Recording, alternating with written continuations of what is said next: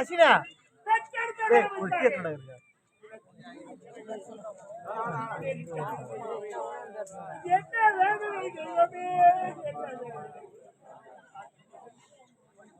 அத்தமும்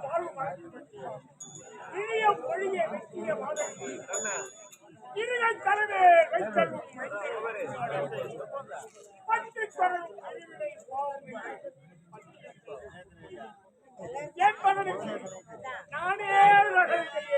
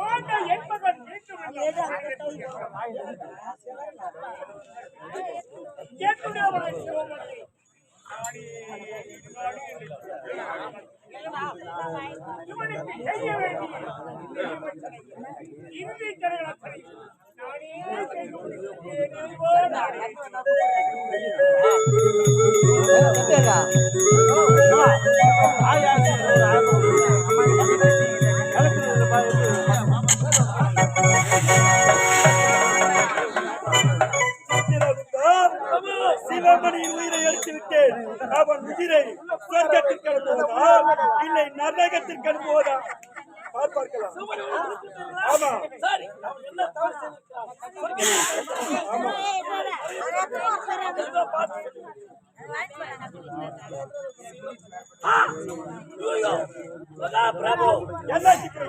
ஒரு சிறிய தவறு நடந்து விட்டது. என்னது தவறு நடந்து விட்டதா? என்ன தவறு பிரபு?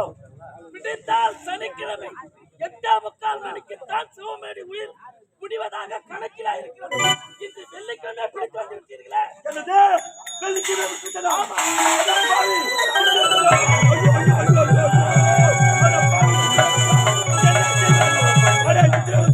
நானே தவறு செய்து விட்டேன். இது தெரிந்தால் என்னுடைய நிலைமை என்ன ஆகும்?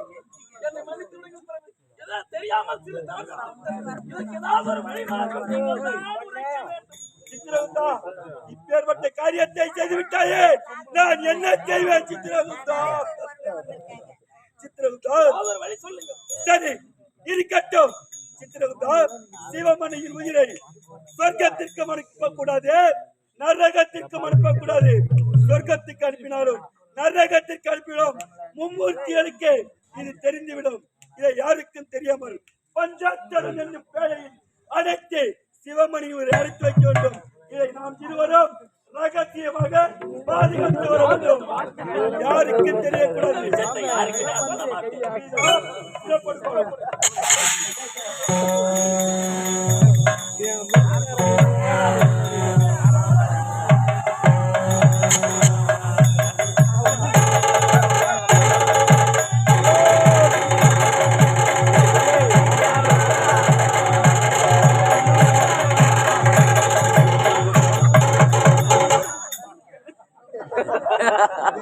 என்னுடைய மகன் வாழ்க்கை விதியை போட்டாயா?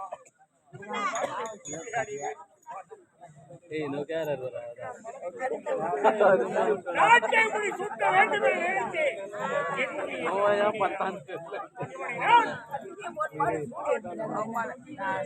பெற்றெடுத்த கடமைக்காக என்னுடைய மகனுக்கு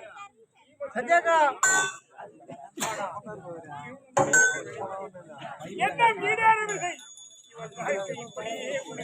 ராஜேந்திர மன்னா, உன் மகளை எங்கே இருந்து தள்ளுகின்றார்? உன் மகளுக்கு திருமணம் நடந்து விட்டதா? திருமணம் நடக்காமல் உன் மகளை தகனம் செய்தால் உன் மகள் சொர்க்க பதவி சென்றடையவே மாட்டான். திருமணம் செய்ய வேண்டும் என்று நான் நினைத்தேன். ஆனால் என்னுடைய எண்ணம் ஈடேறவில்லையே. அதற்குள் என்னுடைய வாழ்க்கையை அதற்காக நீ என்ன செய்ய வேண்டும் தெரியுமா?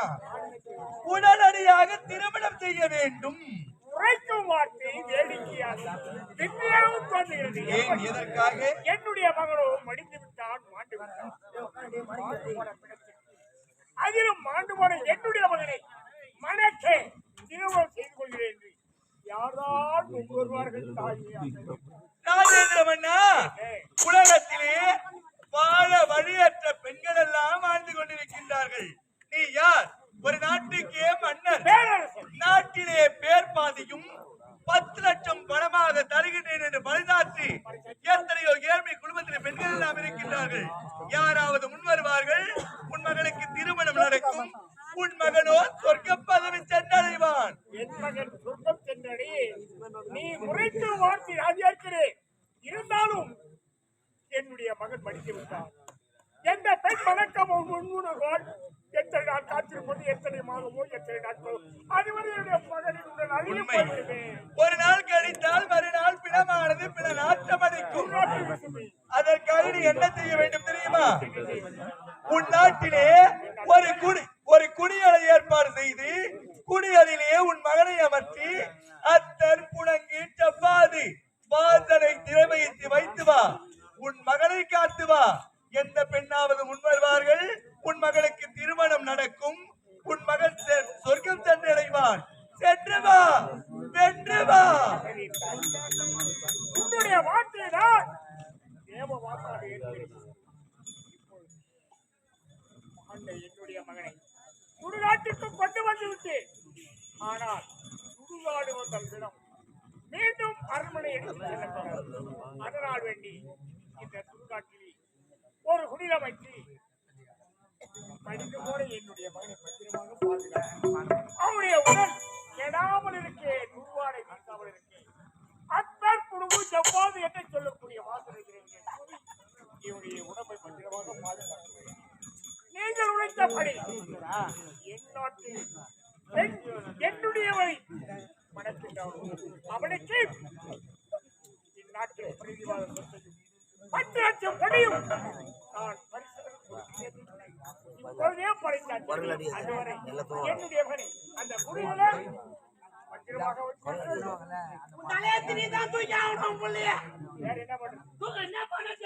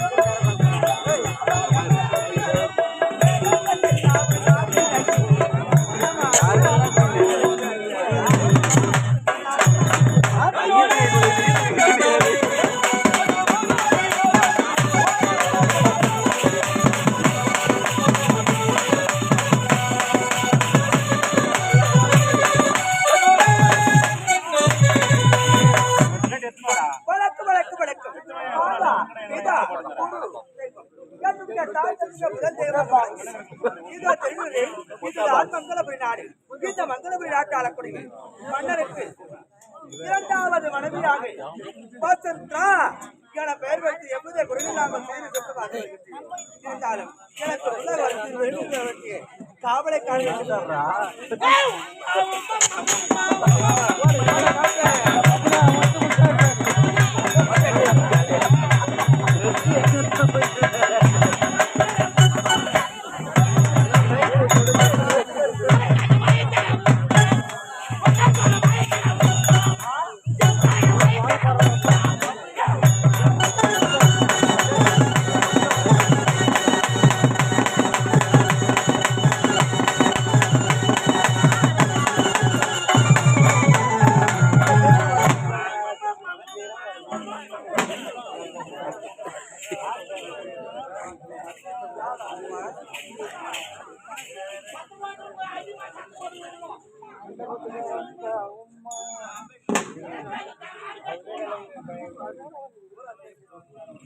பணம் கொடுக்குறாங்க பேசுறாங்க நீ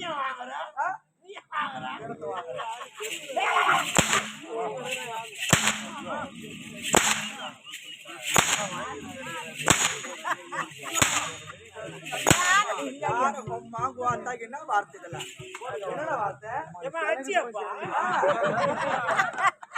என்ன அச்சா யாரா எங்க பட்டாச்சு விட்டாங்க நான் நினைச்சேன் பானவடி ஏன்னா உடம்புல வெக்கம் மானம் சூடுன்னு சொன்னேன் அவளை அடிச்சா அது அடிக்குதுன்னு தெரியும் தட்டுதான் எதுவுமே இல்லையே நல்லா சொன்னமா என்ன என் உடம்புல சூடு சொரணு ஈனம் மானம் இதெல்லாம் இருந்தா நான் ஏன் தானே நடந்து நான் வீட்டுல நின்று போறேன் நானு பணம் ஊத்து வந்து அப்பப்போ வந்து கேட்கணும் நாங்களாம் சூடு சொன்னதை